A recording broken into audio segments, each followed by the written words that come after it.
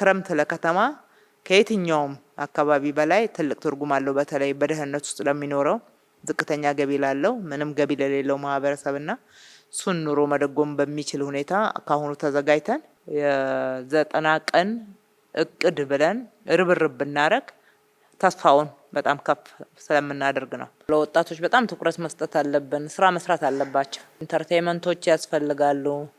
የከተማ ወጣት ነው የምንመራው። ሁል ጊዜ ኢንጌጅመንት ውስጥ መግባት መቻል አለባቸው። እንዴት ኢንጌጅ እናርጋቸው የሚለው በደንብ መታቀድ አለበት። በምንድን ነው ኢንጌጅ የምናደርገው ወጣቱን? ማስ ስፖርት፣ ይሄ ሁሉ አምፊ ቲያትር በየቦታው የተገነባው ምን አይነት ፕሮግራሞች ከባህል ጋራ ከቱሪዝም ጋራ እያቀዳችሁ ሁል ጊዜ ኢንጌጅ የሚያደርገውን ፕሮግራም ማቀድ ያስፈልጋል። ሁለተኛ ስራ እድል ላይ ነው። ስራ እድል ላይ የታቀደበት መንገድ 175,000 ቀላል ቁጥር አይደለም።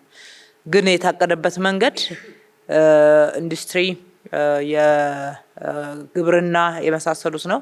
በበጎ ፈቃድ በሰፊው ስራ እድል እንፈጥራለን። የበጎ ፈቃድ ስራችን ክረምት ላይ የስራ እድልም የሚፈጥሩ ናቸው። ሰፋፊ የግንባታ ስራዎች አሉን፣ በሰፊው ስራ እድል የሚፈጥሩ ናቸው። በተለይ አሁን ከኮፕ ጋራ አያይዘን የምንጀምረው ኮሪደር እና በዛውም በሴንተሩም ላይ የምንሰራው ስራ በጣም ሰፊ ስለሆነ ኦፖርቹኒቲዎችን ሰፋ ባለ ሁኔታ ብናያቸው እዚህ ውስጥ ሊገቡ ሊሳተፉ የሚገባቸው ወጣቶች በደንብ አይተናል ወይ?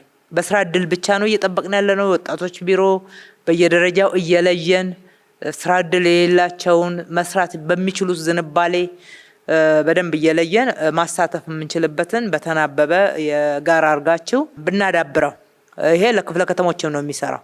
የሆነ መነሻ በሰጠናችሁ ልክ ብቻ የምትመለከቱት ሳይሆን እንዴት አድርገን እናስፋው፣ እኛ ጋር ምን እድል አለ የሚለውን ወጣቶችን በደንብ ኢንጌጅ ማድረግ ያስፈልጋል። የሴቶችም የታቀደበት መንገድ አያረካም። እውነቱን ለመናገር ሰፊ የሆነ ተጠቃሚነትን ምን አዲስ ነገር ነው የምንሰራው?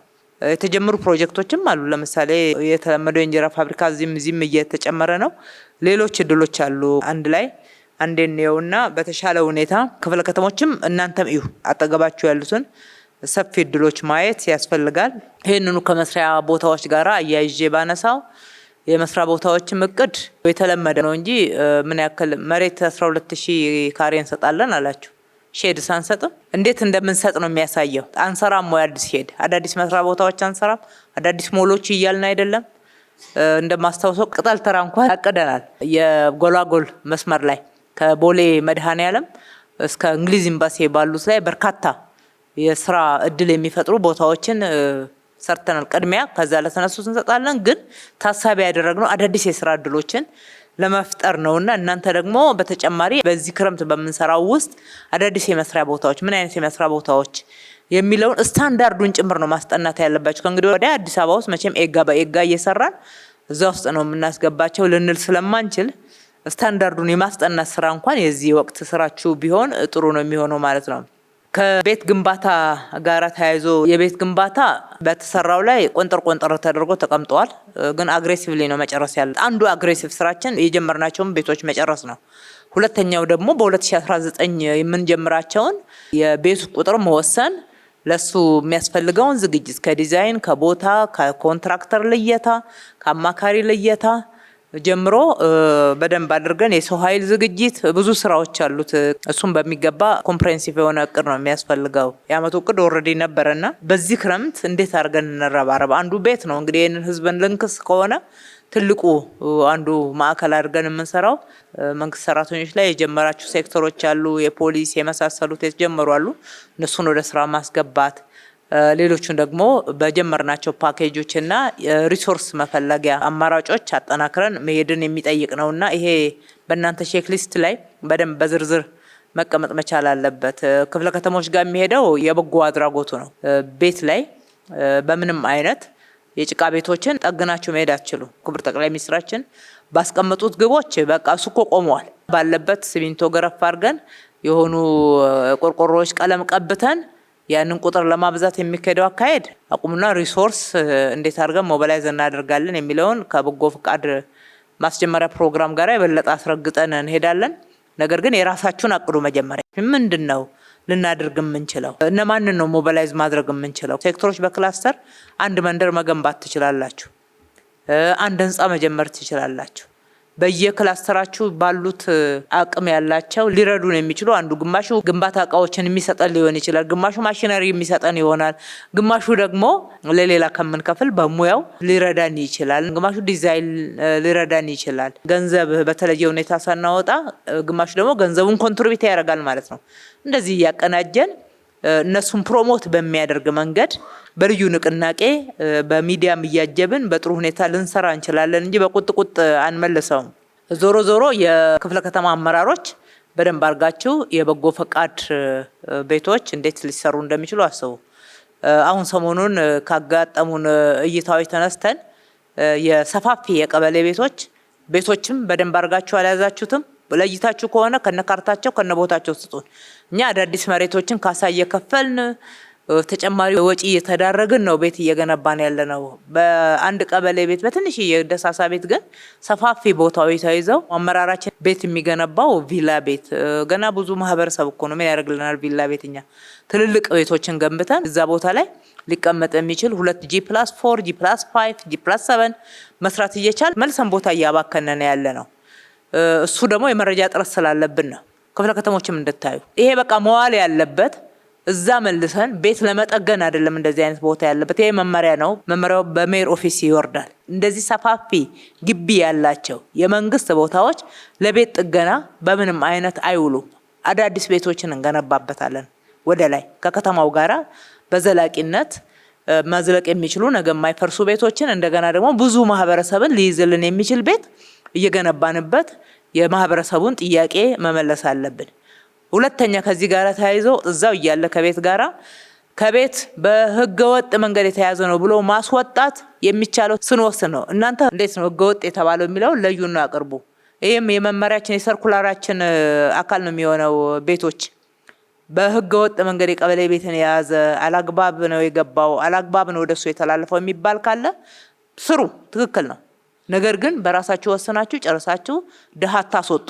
ይሄ መንግስት አንዱ ልዩ መለያውና ዲፓርቸሩ ለድሃ ያለው እይታ ነው፣ ለድሃ ያለው ውግንና ነው። ከመኮፈስ ወርዶ አመራሩ ዝቅ ብሎ ከጠቅላይ ሚኒስትሩ ጀምሮ የድሃን ቤት ጓዳ አይቶ እያጎረሰ ቤቱን እየሰራ የፈለገ የሚመጣ ትችት በዚህ በኩል እንደማናስተናግድ እርግጠኞች ሆነን አመራራችንም የዚሁ ምሳሌ የሆነ ነው እስከታች ድረስ መውረድ ያለበት። ባለሀብቶችን ሞቢላይዝ የምናደርገው ለድሃ ነው፣ ለራሳችን ጉድለት አይደለም። የድሃን ቤት ለመስራት ነው፣ ድሃውን ለመጥቀም ነው፣ ህዝቡን ለመጥቀም ብቻ ነው። ከዛ ውጪ ሌብነት፣ የጭቃ ቤትን እናፈርሳለን በሚል ሽፋን ውስጥ እንደዚህ አይነት ጥፋት ውስጥ መግባት ትክክል ስላልሆነ ቤቶች ደግሞ መረጃውን አጠናክራችሁ ስለማትይዙና ስለማትከታተሉ አቢዩዝ እየተደረገ እንደሆነ እንኳን ቶሎ አትደርሱበትም ማለት ነው፣ መዋቅራችሁም ስለሚተባበር። ስለዚህ ቤት እንገንባ በክረምት ስንል እነኚህ ሰፋፊ የቀበሌ ቤቶችን እንለያቸው። ሰፋፊ ግቢ የተያዘ እዛ ውስጥ ያለ ሰው እግረ መንገዱን ጥሩ ቤት ያገኛል። ልክ ቦሌ ጎላጎላ አካባቢ እንዳደረግ ነው ማለት ነው። አንድ ቤት ፈርሶ 70 ሰው ነው አይደለ ቤት ያገኘው። በቃ በትልቅ ማሳያ እኮ ነው። ገብስ ተራ አዲስ ከተማ ስንት ቤት አፍርሰን ነው ያ ሁሉ ማህበረሰብ የገባው። መንደር አላፈረስንም እኮ ግን መንደር ነው የተፈጠረው።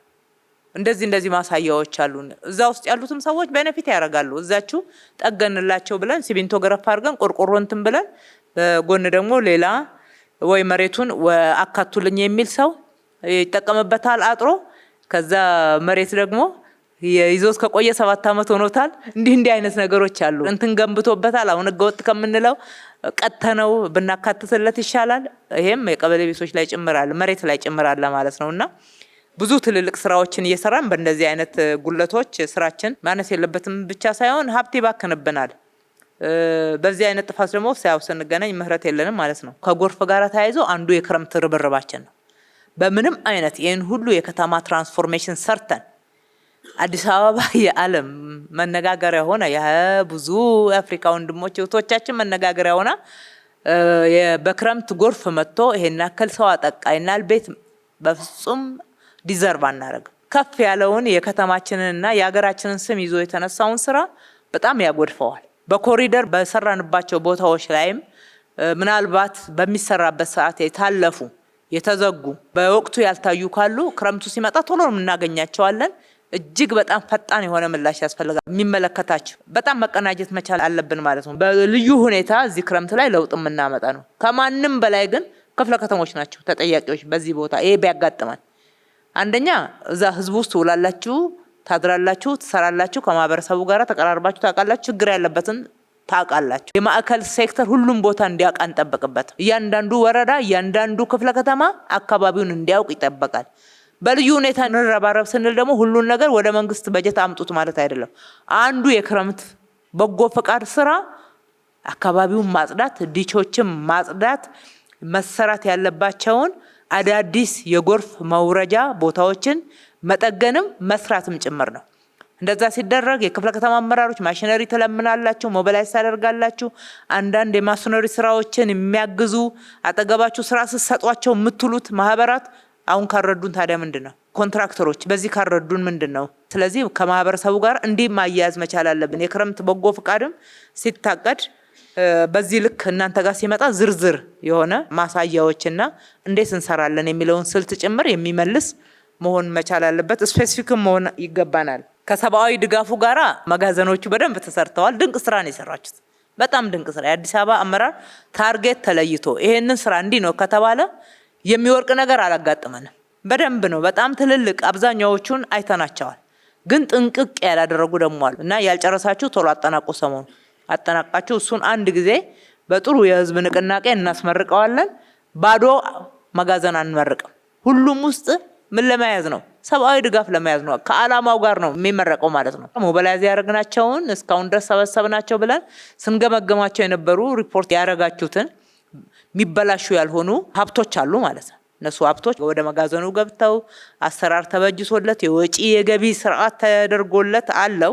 እሱን ግን የአደጋ ስጋትም በደንብ የሚጠየቅበት ነው የሚሆነው። በቁጥጥር ስርዓቱ በበጎ ፈቃድ በኩል ክፍተት አለ ከተባለ ግልጽ የሆነ ውሳኔ፣ አደጋ ስጋት ደግሞ ድንገተኛ የምንረዳው ነገር አለ ከተባለ የነበረውን አሰራር ፈትሸን ግልጽነቱን ጨምረን በዛ መንገድ የምናስተዳድረው ሀብት ነው የሚሆነው። በማንኛውም አይነት ሁኔታ ችግሮች ሲያጋጥሙ ተጨማሪ የማንንም ድጋፍ ሳንጠይቅ ከተማዋ ራሷን የምትችል ሌሎችንም የምትረዳ ከተማ ሆና ነው መውጣት ያለባት። አጠቃላይ ራስን መቻል ለማወጅ ዝግጅት እየተደረገ ነው። አንዱ ማሳያ እኛ ነንና ሁሉም ጋር የተሟላ መሆኑን ማየት ነው። የአረንጓዴ አሻራ ስራችን ሌላኛው ትልቅ ትኩረት የምንሰጥበት፣ ትላንትና አጠቃላይ አመራሩ በተገኘበት ክቡር ጠቅላይ ሚኒስትራችን ይፋ አድርገውታል። 8 ቢሊዮን ነው እንደ ሀገር ዘንድሮ የምንተክለው። በየክፍለ ከተማው ቦታዎቻችሁን በሚገባ ለዩ። አዲስ አበባ ከዘንድሮ በኋላ 30% መሙላትና ዓለም አቀፍ ተወዳዳሪ ከተማ መሆን አለባት የሚለው እልህ በደንብ ይግባብን። ግድ የላችሁም እንችላለን። እስከዛሬ እንደዚህ አቅደን ያልቻልነው የለምና አትሊስት ዘንድሮ 6 ሚሊዮኑን ከኮፕ ጋርም ተያይዞ ሰፊ ቦታ ስለሆነ እያዘጋጀን ያለ ነው። ራሱ ወደ 300 ሄክታር ነው የሚደርሰው የኮፕ አካባቢ። እኛ ግን በዘላቂነት ከተማችን እየገነባን ነው። በዘላቂነት ምግብ የሚገኝበትን ስራ እየሰራን ያለ ነው። ስራ እድል እየፈጠርን ያለ ነው። እዛው እያለ ለጊዜው አንድ ኢቨንት ጉዳይ አይደለም። እሱ ትልቅ ክብር ቢሆንም ለሀገር፣ እኛ ግን አጋጣሚውን ተጠቅመን ከተማችንን በሚገባ ገንብተን የምንወጣበት እድል ነው ያገኘነው ለማለት ነው። የገቢ በዚህ በሰኔ የ2018ቱን እንዴት ነው የምናሳካው? መሳካት መቻል አለበት። አንዱ እሱን ነው የምናየው ከ90 ቀን እቅዳችን ውስጥ። ሁለተኛው የ2019 የገቢ እቅዳችን የገቢ ፖቴንሻል ተጠንቷል። በኢንዲፔንደንት ተቋም አጥንተናል። ለሁላችሁም እናቀርባለን። ምን ያክል ከፖቴንሻላችን ያነሰ ገቢ እንደምንሰበስብ ኦብጀክቲቭሊ ሳይንሳዊ በሆነ መንገድ ማሳየት ችለዋልና እሱን እናያለን።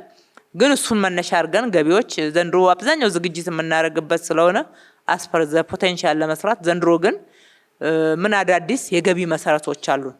ገቢ መሰረት ማስፋት ላይ የአሰባሰብ ስርዓታችንን እንዴት አድርገን እናጠናክርና ወደ ሲስተም እናስገባ የሚለው ነው ዋናው ትኩረት የሚሻው። ከንቅናቄ ስራዎቻችን ጋር ተያይዞ በማስ ስፖርት፣ በእግር ጉዞ፣ በደም ልገሳ፣ በጽዳት፣ በውይይት ዲቾችን፣ በአረንጓዴ ልማት ተከላ በቃ ህዝቡን እስከ መጨረሻ ቀጥሎ ደግሞ በበዓላት በጣም ኢንጌጅ አድርገን ነው ይዘን የምንዘልቀው። ቋግሜን በስራ በልማት እንዴት አድርገን ህዝቡን ኢንጌጅ እንደምናደርገው ክሊር ሆነን የሆይታ የሰረሞኒ ስራ ሳይሆን ውጤት ይዘንበት የምንወጣው ስራ መስራት እንድንችል ነው ያሰብነው። ከአገልግሎት ጋር ተያይዞ በዋናነት ሁሉን በአንድ ጊዜ አንሰራ፣ ፎከስድ መሆን መቻል አለብን። ፎከስድ ለመሆን አንዱና ዋነኛው ሁለቱንም የመሬት አገልግሎቶቻችን ምን አዳዲስ የመሬት አገልግሎቶችን ነው ወደ መሶብ የምናስገባው? የትኞቹን ነው በብዛት ሰው የሚመላለስባቸው? አትሊስት በዚህ በ90 ቀን ውስጥ አዳዲስ የምናስገባቸው ላይ በይፋ እንነጋገር። ሁለተኛ ከገቢ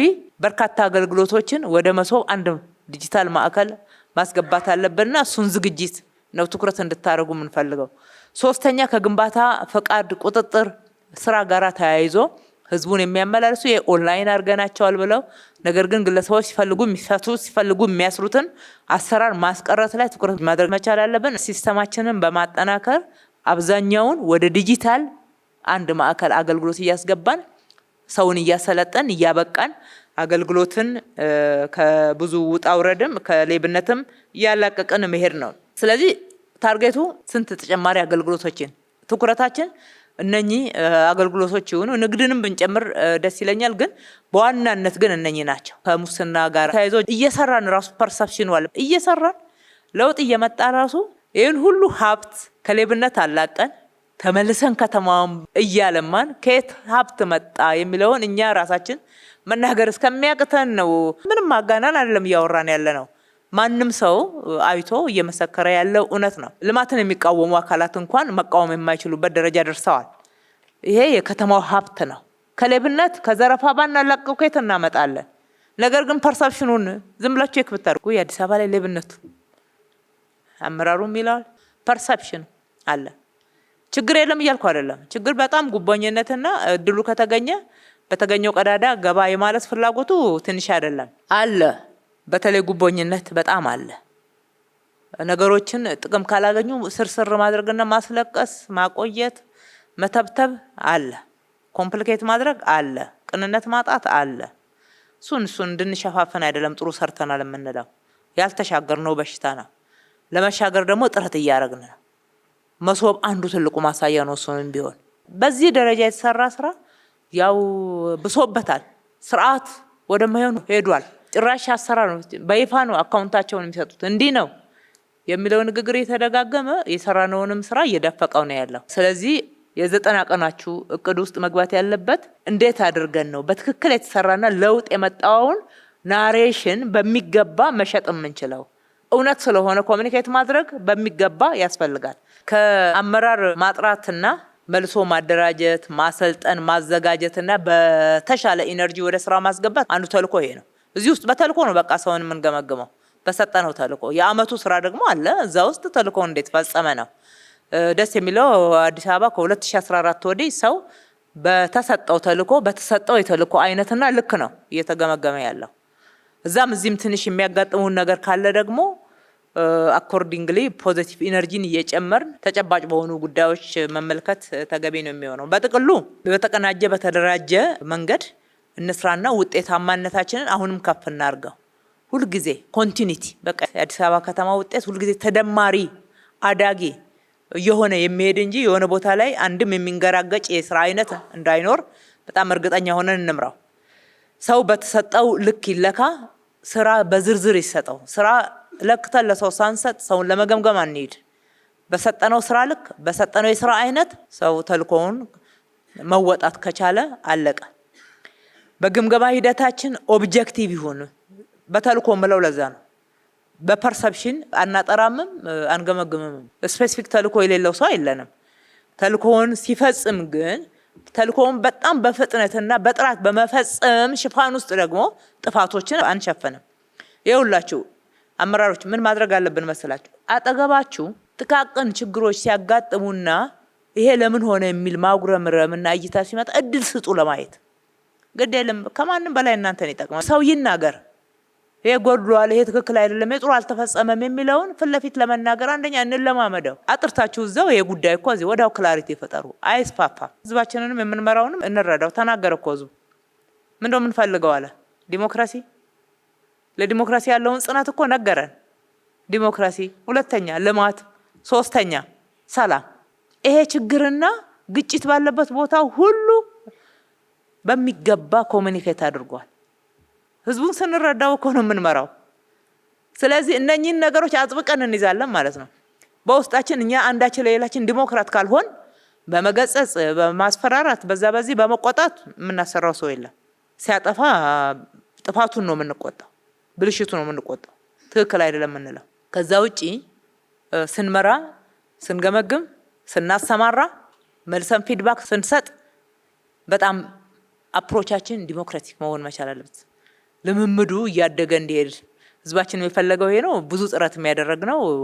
ማአት መመሪያ አውጥተንባችሁ ለዚህ ነው። ለምርጫ ብቻ የመጨረሻ ግብ አይደለም። ሁል ጊዜ የምንለማመደው የየዕለት ህይወታችን ስራችን ውስጥ ልንላበሰው የሚገባ ባህሪ ነው መሆን ያለበት። ከዛስ ወደ ማህበረሰቡ ይዘልቃል ማለት ነው። በስራችሁ ያለው ከመመሪያችን ከአሰራራችን ውጪ ሰው የሚያንጓጥተው ሰው ጤፎ የሆነ ምንም ብዙ ክብር የማይሰጥ ሰው እዚህ ካላለማመር ነው ከየትም ሊመጣ አይችልም። በደረስንበት ሰዓት ማባረር ይሆናል። ኢንቨስት እናደርግበታለን፣ ማባረር፣ ኢንቨስት እናደርግበታለን፣ ማባረር። ምን ይጠቅማል? ፓርቲውን አይጠቅምም። እጅግ በጣም አድርገን እናመሰግናለን።